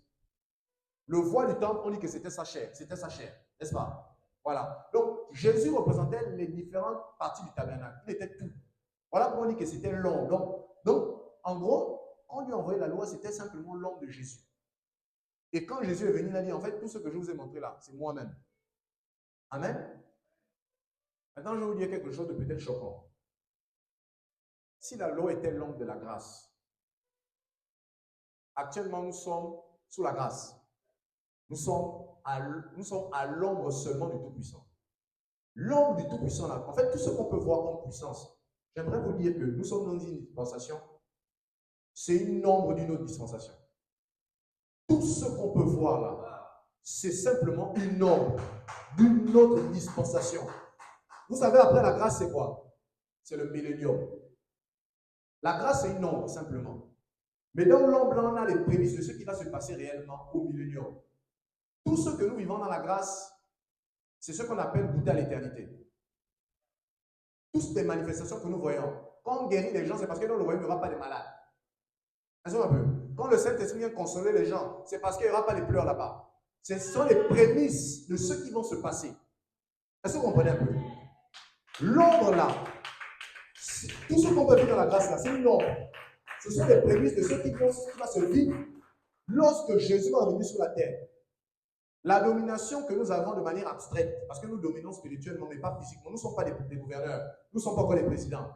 Mais c'est en prélude. C'est une préfiguration de la domination véritable et physique depuis Jérusalem qu'on va faire. C'est d'abord la première chose que le Seigneur me disait. Maintenant, l'ombre en question, ce n'était pas ce que je devais vous dire, mais ça c'était une parenthèse. Maintenant, je vais vous expliquer dans le contexte dans lequel nous sommes. C'est quoi une ombre? Écoutez-moi très bien. L'ombre, c'est un esprit. L'ombre, c'est un esprit. Et précisément, l'ombre, c'est une action que l'esprit pose. Suivez-moi très bien. Je suis en train de te dire que l'ombre en question qui est venue couvrir Marie, c'est une action du Saint-Esprit. Une ombre dans la Bible, au-delà des définitions que j'ai données, c'est également un esprit. Je vais vous démontrer ça. Une ombre, c'est un esprit. Mais la particularité, c'est que l'ombre dont nous parlons, c'est l'ombre du Tout-Puissant. C'est l'esprit du Tout-Puissant. Et cet esprit-là, il vient faire une action. Donc l'ombre, en quelque sorte, représente une action qu'un esprit vient faire. La différence entre l'ombre et l'esprit, c'est quoi? C'est que l'ombre, c'est l'action d'un esprit sur quelque chose, dans le but d'enfanter ou de produire des résultats. Je répète encore. La différence, l'ombre, c'est un esprit en soi. Sauf que la différence entre une ombre et un esprit, parce que dans le contexte, on n'a pas dit l'esprit du Tout-Puissant, on dit l'ombre. Pourquoi on utilise l'ombre, bien que l'ombre c'est un esprit? Pourquoi on dit l'ombre? Parce que l'ombre, c'est une action que l'esprit vient faire avec pour but de produire ou d'enfanter quelque chose. Une ombre, c'est une action que le Saint-Esprit vient faire avec pour but de produire ou d'enfanter quelque chose. C'est ce qu'on appelle une ombre. C'est une action dans le but de produire un résultat. Et cette action, n'est-ce pas, rassemble un certain nombre de choses que je vais expliquer tout à l'heure. Donc, quand l'homme du Tout-Puissant est venu sur Marie, c'était en fait une action. Voilà pourquoi il dit, et tu deviendras enceinte par l'action du Saint-Esprit. Alléluia. Dans Matthieu chapitre 1, verset 18, on dit, tu vas devenir enceinte par l'action du Saint-Esprit. Donc, Marie n'est pas devenue enceinte parce que seulement il y a eu un esprit. Mais c'était une action que le Saint-Esprit devait produire à l'intérieur de son ventre. Une action bien précise. Et pour illustrer ce que je veux dire, je vais vous démontrer ça dans les Écritures. Dans la Bible, il n'y a pas que l'homme du Tout-Puissant. Il y a également l'homme de la mort. Et je vais expliquer ce que je veux dire à partir de l'homme de la mort. Dans les Écritures, il y a ce qu'on appelle l'homme de la mort. L'homme de la mort, c'est quoi? Prenons un texte. Prenons un texte. Matthieu chapitre 4, verset 12 à 17. Faites très attention à cette lecture parce que c'est la clé pour comprendre tout ce que j'explique sur l'homme. Si vous ratez ça, ça va compliquer. Je vais lire pour vous. Lorsqu'il a appris que Jean avait été, et vous allez comprendre pourquoi Jésus on l'appelle l'homme de Galilée. Je vais expliquer ça. Lorsqu'il a appris que Jean avait été arrêté, Jésus se retira en Galilée. Il quitta Nazareth et vint habiter à Capernaum, ville située près du lac, dans le territoire de Zabulon et de Nephtali, afin que s'accomplisse ce qui avait été annoncé par le prophète Isaïe. Territoire de Zabulon et de Nephtali, route de la mer, région située de l'autre côté du Jourdain. Galilée à la population étrangère. Le peuple assis dans les ténèbres a vu une grande lumière. Et sur ceux qui se trouvaient dans le pays de l'ombre de la mort, une lumière s'est levée. Dès ce moment, Jésus commença à prêcher et à dire, changez d'attitude, car le royaume de Dieu est proche. La Bible nous dit que le pays de Zabulon et Nephtali, il y avait une couverture. Parce que quand on parle de couverture, hein, excusez-moi bien, mais ce matin, le Seigneur m'a mis à cœur d'interpeller ça, de cogner sur ça. Quand on parle d'une couverture d'une ombre, il n'y a pas que le côté positif, il n'y a pas que l'ombre du Saint-Esprit. Il y a aussi des couvertures démoniaques des esprits. Ici, on nous parle du pays de Zabulon et de Nephtali. Et on dit que ce pays était couvert. Dans certaines versions, c'est bien écrit couvert par l'ombre de la mort, la vallée de la mort. On dit, il y avait, en fait, quand vous arrivez dans la Galilée, en fait, le territoire de Galilée, pour votre information, avait une couverture spirituelle. Mais ce n'était pas la couverture du Saint-Esprit. Le pays de la Galilée, d'après le texte d'Ésaïe, d'après Ésaïe, c'est un pays qui était couvert par la mort. Je vais vous expliquer. Le ciel de Galilée était couvert par l'ombre de la mort, comme des zones dans le pays, est couvert par la mort, comme certaines familles, comme certaines personnes sont couvertes par la mort. Il y a une couverture. Je veux dire que l'ombre, d'accord, c'est un esprit qui fait une action. Et pour votre information, dans le contexte, la Galilée, il y avait une action que la mort faisait. Est-ce que vous savez pourquoi Jésus on l'appelle l'homme de Galilée? Je vous ai déjà posé la question. Pourquoi Jésus était suscité en Galilée? Et écoutez ça. Le pays, à l'époque de Jésus, pourquoi Jésus allait en Galilée? Le pays, à l'époque de Jésus, pays ou ville, hein, parce qu'à l'époque, on pourrait employer le mot pays ou ville. La zone en Israël qui était le plus atteint par le paroxysme de Satan, c'était la zone qu'on appelle la Galilée des gentils, ou la Galilée des païens. C'était une zone extrêmement ténébreuse. Je dis, à cette époque-là, l'une des zones les plus ténébreuses au monde, la zone la plus ténébreuse au monde, c'était la Galilée en Israël. Le territoire de la Galilée, à cause du fait que les tribus d'Israël n'avaient pas rejeté, n'avaient pas chassé les autres nations, les nations étrangères, ces nations avaient envahi le nord d'Israël. Et ils avaient amené toute espèce de faux dieux, d'idolâtrie. Et la Galilée des gentils était réputée comme étant l'endroit le plus ténébreux dans le monde, le plus occulte, le plus obscur. Pourquoi? Parce que l'ombre de la mort avait jeté son dévolu. En fait, l'ombre de la mort, c'est la mort. Écoutez-moi bien.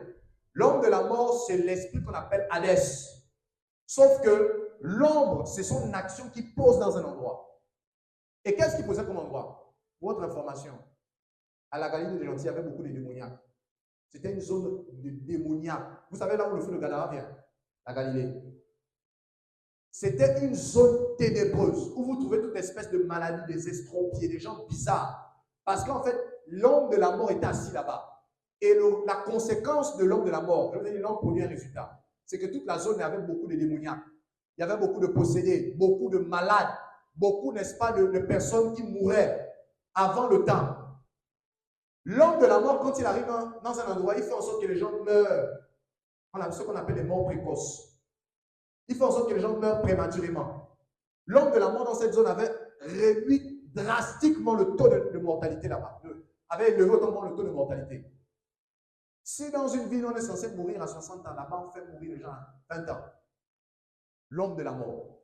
L'action que le séjour des morts avait là-bas, c'était terrible.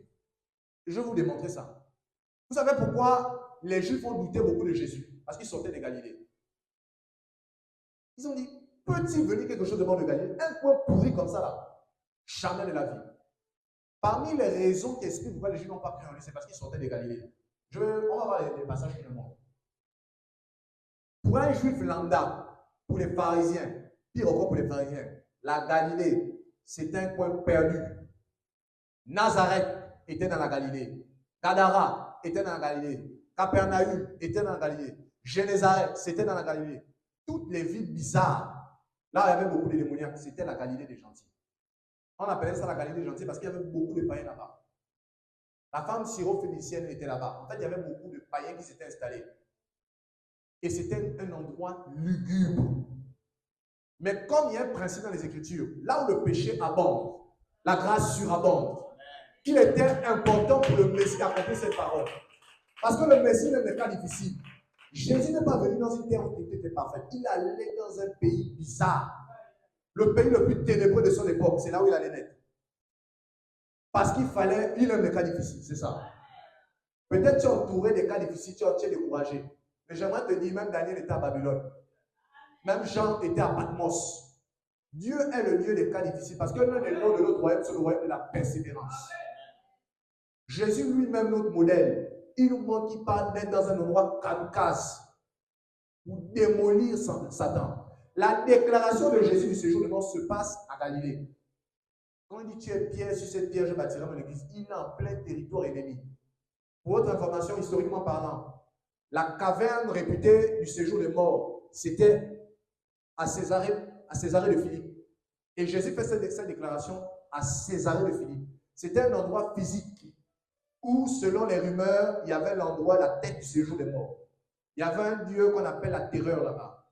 C'est le nom également du séjour des morts, la terreur. Hadès, Arcus, chez les Romains. Et ils avaient tellement peur de ce dieu qu'on avait surnommé même justement. Et le dieu de l'époque correspondait à un dieu qu'on appelle Pan, la terreur.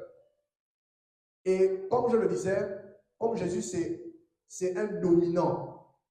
Quand il a dit à Pierre, tu es Pierre, sur cette pierre je bâtirai mon église, et les portes du séjour des morts, beaucoup d'historiens et théologiens sont tombés d'accord que lorsque Jésus faisait cette déclaration, il a pointé du doigt au séjour des morts. À la tête de la sortie de la grotte, il y avait une grotte démoniaque là-bas. Et là, certainement dit, il était en territoire ennemi, il a dit, tu es Pierre, sur cette pierre je bâtirai mon église. Et les portes du séjour des morts pointaient le doigt, ne prévaudront pas au contraire. La plupart des déclarations de Jésus fracassantes se passaient en Galilée. Voilà pourquoi même après sa résurrection, il a dit, allez me retrouver en Galilée. Le territoire de Satan. Autre information.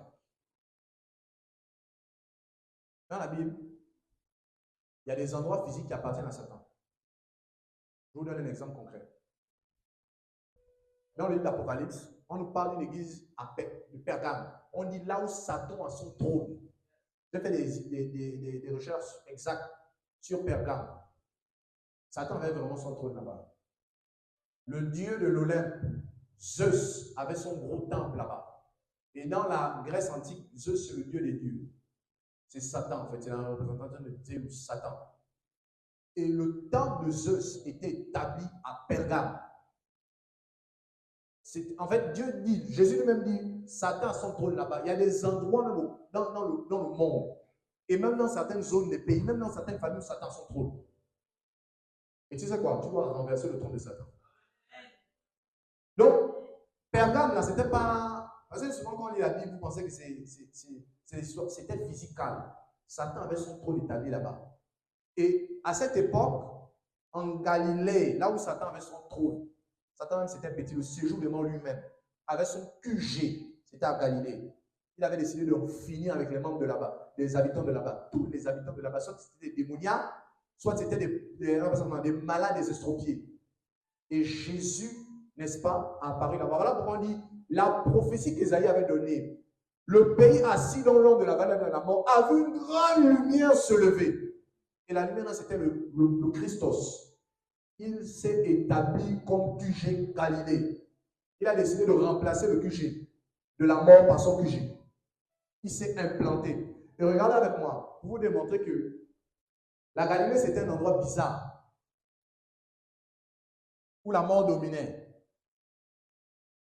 Donc je disais qu'il y avait la ville de Nazareth, Gadara, Capernaum, Césarée de Philippe. Lorsque Nathanaël, n'est-ce pas, lorsque Philippe parle à Jésus à Nathanaël, qu'est-ce que Nathanaël répond? Il dit, peut-il venir quelque chose de bon de Nazareth? Après, vous allez mesurer un peu le sens de ces propos. C'est parce que rien, toute la ville était foutue. Les prostituées, les gens, les cobolos, c'était grave, c'était le désordre là-bas. C'était une réputation de débandade, de débauché, de pervers. Toute espèce de possession démoniaque, c'est la Galilée. Donc la question de Nathanaël était légitime en vérité. C'est vrai qu'aujourd'hui on veut le condamner, mais il avait une question légitime. Ah, peut-il venir de bon quelque chose de... Comme aujourd'hui on a catégorisé les gens, on a catégorisé les zones. Est-ce que peut-il venir de bon quelque chose de divino? Est-ce que peut... En fait, l'homme regarde, n'est-ce pas, effectivement toujours à ceux qui frappent aux yeux. Et Nathanaël, il faut le comprendre. La Galilée était pourrie. Il dit, mais attends, si tu es sérieux, Philippe, la Galilée, là où il y a les démoniaques, là-bas, n'importe comment, il y a les possédés, il y a les estropiés, tu vas me dire qu'un prophète vient là-bas, c'est pas possible. C'est faux. Ça, c'est Nathanaël. La Bible dit dans Jean 7, verset 40, le Christ, et d'autres disaient, est-ce bien de la Galilée que doit venir le Christ? Tout le monde s'opposait. En fait, l'une des doutes que les gens avaient, c'était, attends, le Christ peut venir de la Galilée. La Galilée des gentils, un coin perdu. Dans Jean chapitre 7, verset 52, ça c'est les juges maintenant. Nicodème, n'est-ce pas, défend qu'on ne peut pas juger une personne sans l'avoir, on ne peut pas autant comment juger une personne sans l'avoir écouté. Ça c'était Nicodème. Il parlait aux pharisiens parce que les pharisiens voulaient condamner Jésus. Quand il parlait aux pharisiens comme ça, ses amis, ses collègues, c'est ce que ses collègues lui ont dit. Ils lui répondirent, es-tu Galiléen? Es-tu aussi galiléen? Examine et tu verras que la Galilée, il ne sort point de prophète. Les gars étaient catégoriques avec la Galilée. C'était un coin perdu. Et ça fait en sorte qu'ils sont passés à côté d'une révélation. Parce qu'Ésaïe avait prophétisé. Ça montre qu'il n'étudiait pas vraiment les Écritures quand même. Souvent, on veut montrer que les pharisiens connaissaient, ils ne connaissaient pas souvent. Parce qu'Ésaïe avait prophétisé sur ça qu'il y avait une lumière qui devait se lever en Galilée. Donc, les pharisiens étaient calés, ils barrés. La Galilée, rien ne peut sortir de là-bas. C'est un coin bizarre. Alléluia. Donc, j'ai expliqué, c'est là où Jésus a fait ses déclarations à Pierre. C'était en Galilée. Parce que c'était le QG de la mort. L'homme de la vallée de la mort avait n'est-ce pas, établi tellement son trône qu'il y avait des morts prématurés. La veuve de Naïm, les gens mouraient.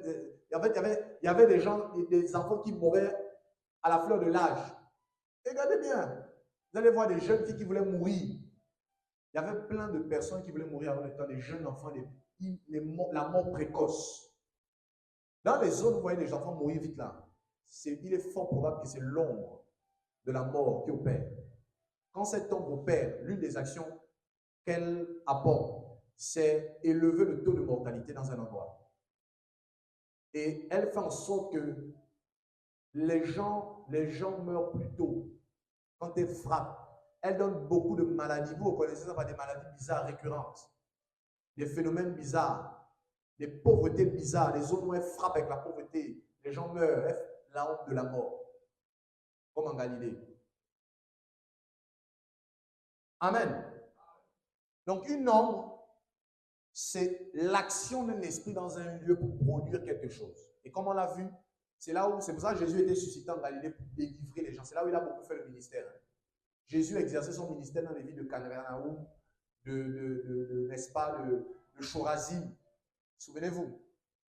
Jésus a tellement fait des miracles dans les villes de Galilée qu'à un moment donné, il dit Capernaum, toi là, au jour du jugement, même les gens de Sodome et Gomorrhe vont se lever contre toi pour te condamner. Parce que si les miracles qui ont été faits chez toi avaient été faits à Sodome et Gomorrhe, depuis il devait se repentir. Est-ce que vous comprenez? Jésus a fait énormément de miracles dans les villes là. Énormément, parce que c'était le QG du diable. Donc il allait en plein QG de Satan démolir, tout renverser. Et la deuxième chose, parce que là je suis en train d'expliquer l'ombre. C'est quoi l'ombre? La deuxième réalité de l'ombre, Je disais que c'est un esprit, et j'ai pris l'esprit du séjour des morts pour illustrer ça. C'est un esprit qui, en fait, c'est l'action d'un esprit.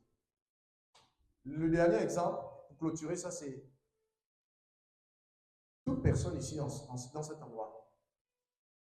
Tu as déjà, je vais te répondre, tu as déjà vu une attaque, une ombre mystique. Tu es demi-éveillé ou tu es endormi ou tu es dans un rêve et tu vois une ombre qui vient, une silhouette, qui te bloque. Tu as vu ça? Ok. Une ombre qui vient te bloquer. Je vais t'expliquer ce que c'est cette ombre-là. Et qu'est-ce qu'elle a fait? Une ombre. Il y a beaucoup qui font des visions ou ils sont soit des visions, soit ils sont endormis, soit demi-éveillés. Ils voient des ombres qui apparaissent. Qui viennent en général, quand ça apparaît, tu es bloqué, tu es immobilisé, tu ne peux plus bouger. Vous savez ce que cette ombre vient faire? En fait, cette ombre-là, c'est une ombre démoniaque. Et quand elle vient, Satan, on l'a rossé. C'est Esaïe qui écrit ça. On l'a copieusement bastonné. Les descriptions qu'Esaïe fait, c'est que Satan est troué de partout. Il a des vers même sur le corps. On l'a bien rossé. Le gars qui fait la bouche aux gens, qui vient attaquer les gens qui jouent au fort, au fanfaron, qui met les semences démoniaques aux gens, on l'a copieusement bastonné. La Bible dit que les anges de Christ, n'est-ce pas, ont eu la victoire. C'est quoi la victoire? C'est qu'il y a quelqu'un qui est tombé par terre. Satan, un jour on va expliquer ça. J'ai découvert que le nœud de Satan est troué avec les épées. Bien cogné, on l'a bien bastonné. Bien comme il se faut. Donc ici, on est en train de décrire comme la chute de Satan et on explique comment il est descendu au séjour des morts. On explique qu'il est descendu dans le séjour des morts. Et qu'est-ce qui s'est passé? Le séjour des morts était étonné de voir comment on a dépouillé Satan. Parce qu'à partir de là, Satan est tombé. As brillant, je t'ai vu tomber, n'est-ce pas? Vous vous souvenez? Jésus a dit, je voyais Satan tomber du ciel. Il y en a un Apocalypse, il est tombé. Satan est tombé plus bas. Il est tombé dans le séjour des morts lui-même. Il était à l'époque dans le... Je ne vais pas expliquer ça. Satan est tombé. Et quand il est tombé, n'est-ce pas, le séjour des morts était étonné. Et le séjour des morts a fait un discours. Il a dit, oh, toi, le vainqueur des nations, toi aussi, on t'a vaincu. Donc il était étonné. Et dans son étonnement, il allait réveiller les ombres. Il a réveillé les ombres. Et les ombres là, ce sont les esprits de mort. Ce sont les esprits avec lesquels le séjour de mort travaille, les esprits des revenants. C'est ça les ombres. Ce sont les esprits démoniaques qui sont à l'intérieur du séjour de mort, qui prennent la forme des revenants, des gens qui sont morts. Ou qui travaillent avec les morts. S'il y avait un sorcier dans la famille, il travaille avec l'esprit de ce sorcier, il vient attaquer les gens. Il réveille les morts. Il réveille les hommes en question là. Le séjour les a réveillés. Il a dit, oh, réveillez-vous d'abord. Regardez le gars là, il tombe ici. Il est aussi venu chez nous. Et dans le passage de Job chapitre, avant d'aller plus loin, le verset, Ésaïe 26, verset 14, dit ceci. Ceux qui sont morts ne reviendront pas. Des hommes ne se relèveront pas car tu as châtié, tu les as anéantis et tu as détruit tout souvenir. On associe les morts aux ombres. Dans Job, chapitre 5, Ésaïe 26, toujours verset 19, que les morts revivent, que mes cadavres se relèvent. Réveillez-vous et tressaillissez de joie, habitants de la poussière, car ta rosée est une rosée vivante. Et la terre redonnera le jour aux ombres. Toujours dans ce contexte, on parle, il y a un lien entre les ombres et les morts. Job, verset 26, verset 5, terminé, par rapport aux ombres. Devant Dieu, les hommes tremblent au-dessus des eaux et leurs habitants. Donc, les hommes là, ce sont des esprits des revenants des morts. Regardez, il y a une certaine théologie chrétienne où on a enlevé parce qu'en fait, on voulait tellement montrer, je veux dire, on voulait tellement montrer que Jésus est puissant que même des choses réelles, on a fait fi de ça, on nous a expliqué que non, il y avait, je vous expliquer une vérité. Dans les Écritures, est-ce que vous savez que Jésus, on l'a pris pour un fantôme? Vous savez ça, non? Les disciples ont pris à un moment donné Jésus pour un fantôme. Et le mot veut dire, en fait, spectre de la mort, ombre également. En fait, c'est quoi les fantômes? Si vous étudiez ce mot, ça veut dire les ombres. J'avais étudié ça, j'ai fait une étude là-dessus. Ce qu'on appelle un fantôme, c'est un nom, c'est une ombre de quelqu'un qui est dans le séjour des morts. Mais en particulier, ce sont des spirites, ce sont des sorciers, ce sont les méchants, des gens qui ont pratiqué l'occultisme. d'accord, on utilise leur esprit. Les esprits travaillent avec eux et ils viennent attaquer les gens. Donc les morts là, les hommes là, ce sont des esprits qui sortent du séjour des morts, qui sont envoyés même par le séjour des morts pour venir mettre des semences aux gens. Comme le Saint-Esprit a mis la semence à Marie, ces esprits viennent, quand ils t'attaquent là, quand tu vois une ombre là, ce qu'ils veulent, ce n'est pas simplement un esprit qui t'attaque, c'est quelque chose qu'ils veulent produire à l'intérieur de toi. Mais le démoniaque qui va te poursuivre, comme la grossesse de Marie qui l'a poursuivi jusqu'à 9 mois. Donc c'est des trucs qui veulent ensemencer en toi. Les hommes, pour produire en toi, n'est-ce pas, la mort. Pour produire en toi la mort. Parce que l'Esprit de Dieu produit la vie. L'Esprit de mort produit la mort. Et la mort là, ce n'est pas d'abord la mort physique. C'est toute espèce d'événements, de situations qui vont t'arriver. Et qui vont, n'est-ce pas, te rendre stérile dans ce que Dieu a prévu pour toi. C'est la stérilité spirituelle qu'ils apportent. C'est le néant. C'est des choses, n'est-ce pas, pour te contrôler.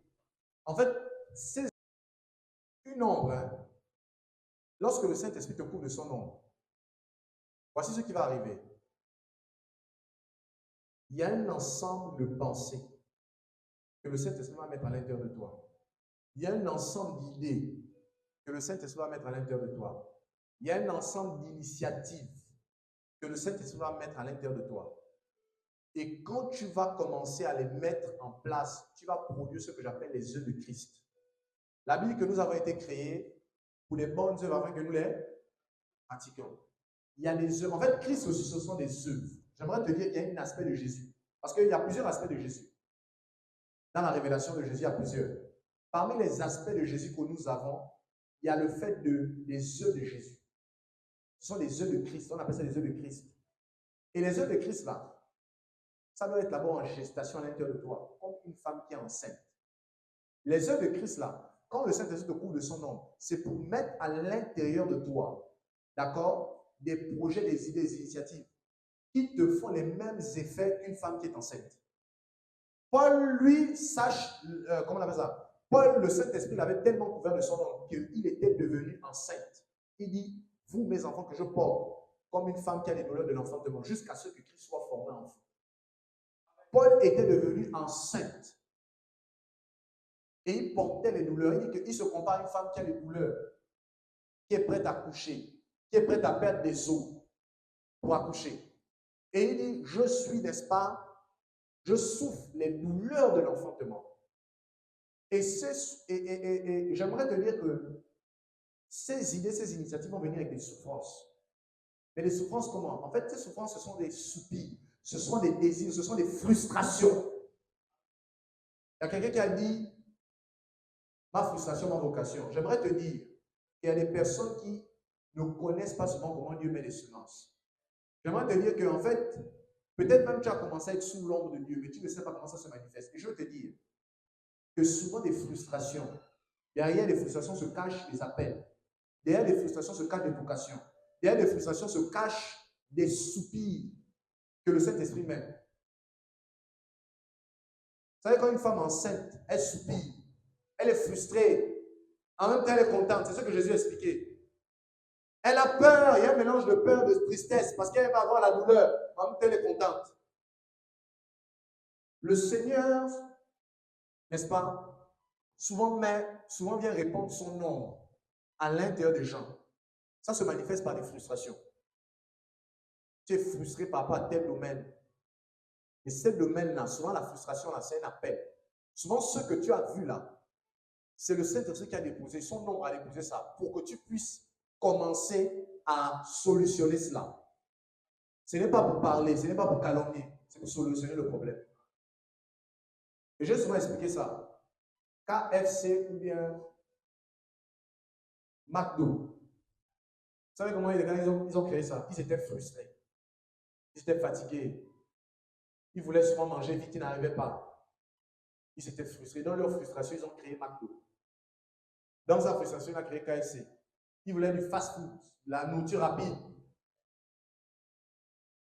C'était en général des gens qui étaient dans les usines. Parce qu'à l'époque, on travaillait beaucoup comme aujourd'hui. Et là-bas, en usine, on mange rapidement. Ce n'est pas des trucs, c'est du chou, c'est surchauffé, des trucs rapides. La société américaine C'est comme la société anglaise, c'est time is money. Donc le temps, c'est de l'argent. On mange rapidement, on fait tout rapidement, on réchauffe. Et McDo a créé un concept de nourriture fast-food. C'est quelqu'un sait, nourriture rapide, facile à préparer. Tu t'assois, tu manges rapidement. Tu ne traînes pas parce que tu cherches à fructifier ton temps. Time is money. Tu t'assois, aussitôt tu t'assois, tu as les frites à la bouche, tu manges. Et qu'est-ce qu'il a fait? Il était frustré, il a créé McDonald's. Il a créé KFC. Une frustration cache une vocation. Le Saint-Esprit, quand il met à l'intérieur, quand il vient se courir de son homme, ça se manifeste souvent par des frustrations. Tu es frustré de voir, par exemple, que dans tel domaine, dans tel domaine dans la société, il n'y a pas ça. Au lieu d'aller te plaindre partout, il n'y a pas ça, vraiment le Gabon, il n'y a pas ça. Le Saint-Esprit a mis cette frustration. Mais en vérité, derrière cette frustration se cache une création. Qui veut faire avec toi? Et c'est à toi de discerner qu'en fait, si je suis frustré dans le domaine là, c'est parce que c'est moi qui dois initier le projet. Parce qu'une frustration cache une conception. Et le Saint-Esprit va déposer en toi des idées. Mais il les dépose souvent par les frustrations. Il y a une étape de la femme enceinte où elle est comme frustrée. Ça l'énerve, elle a envie d'accoucher. Je ne sais pas comment décrire ça. En même temps, elle a envie d'accoucher, ça l'énerve. En même temps, elle a envie de voir l'enfant. C'est une forme de frustration parce qu'elle est enceinte. Donc, frères et sœurs, l'homme du Tout-Puissant ne concerne pas son mari. Ça concerne toute personne qui est vierge. Et quand tu deviens vierge, le Saint-Esprit veut mettre en toi des idées novatrices que les gens ne connaissent pas. Ce que j'appelle aussi des créneaux, des choses qui ne sont pas forcément faites. La Bible que c'est ce que l'œil n'a point vu, que l'oreille n'a point entendu, qui n'est pas monté au cœur des hommes. Il y a des idées que le Saint-Esprit dépose à l'intérieur des gens. C'est des nouveaux projets. Et il y a des idées, c'est parce que il y a peut-être des projets comme ça, mais on doit améliorer. Que ça soit dans le domaine de l'église. Quand tu regardes un département, le département là, en fait, il manque ça, il manque ça. Au lieu de te plaindre, ta frustration, ta vocation, commence à faire ce qu'il n'y a pas. Parce qu'en fait, le Saint-Esprit dépose, mais c'est nous qui ne savons pas discerner la voix de Dieu. Dieu ne parle pas comme ça. Mon fils, écoute, Eric, va faire comme ça, va faire comme ça. C'est pas comme ça. C'est pas en ligne droite que Dieu parle souvent. Dieu parle en parabole. Et souvent, parmi ces paraboles, il met la frustration dans ton cœur, par rapport à un domaine. Le but, c'est que tu puisses solutionner. Mais sauf que nous, au lieu de solutionner, on se plaint. Et ça part, après ça part, le projet meurt. J'aimerais te dire que toute frustration, c'est une vocation. Alléluia. Je vais m'arrêter par là. La prochaine fois, je vais insister, parce que je n'ai pas assez de temps. Enfin, j'ai eu beaucoup de temps déjà. Et on va s'arrêter par là, par la grâce de Dieu. Mais je veux que tu retiennes ceci. Pour tomber enceinte, il faut nécessairement être sous l'ombre. Et pour devenir vierge, il faut se sanctifier. Je t'expliquais que l'homme, c'est l'action d'un esprit avec pour but de produire des fruits, d'enfanter des situations.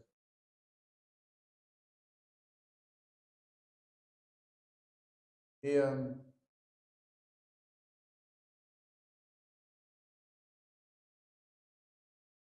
avant également de détruire les hommes démoniaques qui ont pu opérer, j'aimerais vraiment que tu retiennes que, comme l'apôtre Paul dans Galates chapitre 4, verset 19 a dit, mes enfants, pour qui j'éprouve de nouveau les douleurs de l'enfantement, jusqu'à ce que Christ soit formé en vous.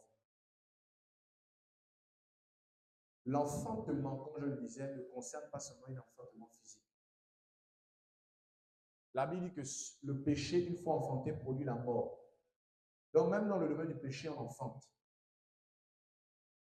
L'utérus, c'est l'endroit, c'est l'appareil qui permet, là où, en fait, c'est l'appareil qui forme les enfants. C'est là où un enfant est introduit, grandit.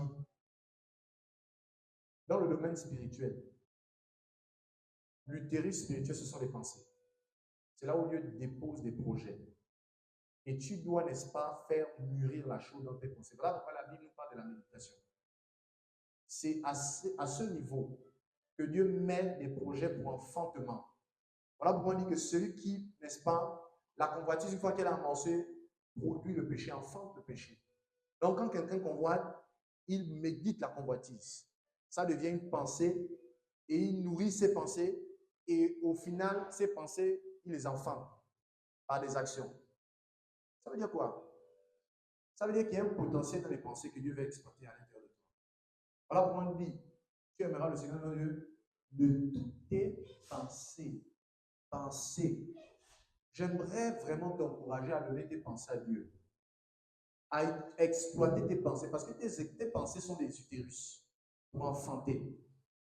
La Bible dit que le vent du nord enfante la pluie.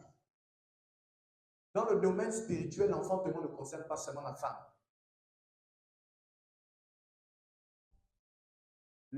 L'enfantement concerne toute personne. D'abord, premièrement, qui est vierge spirituelle, c'est-à-dire qui se sanctifie, mais également qui, n'est-ce pas, laisse le Saint-Esprit exploiter leurs pensées. Voilà pourquoi David pouvait dire, je fais tout le jour de ta parole l'objet de ma méditation. L'une des pratiques qui amplifie, n'est-ce pas, l'enfantement, c'est la méditation de la parole. En méditant les Écritures, par rapport à un domaine là où le Saint-Esprit veut, n'est-ce pas, enfanter, la méditation vient favoriser cela. Parce que ça renforce, n'est-ce pas, les projets, les idées que le Saint-Esprit a déjà préalablement déposées. Alléluia. J'aimerais qu'on se tienne debout. Je vais m'arrêter par là pour le premier chapitre.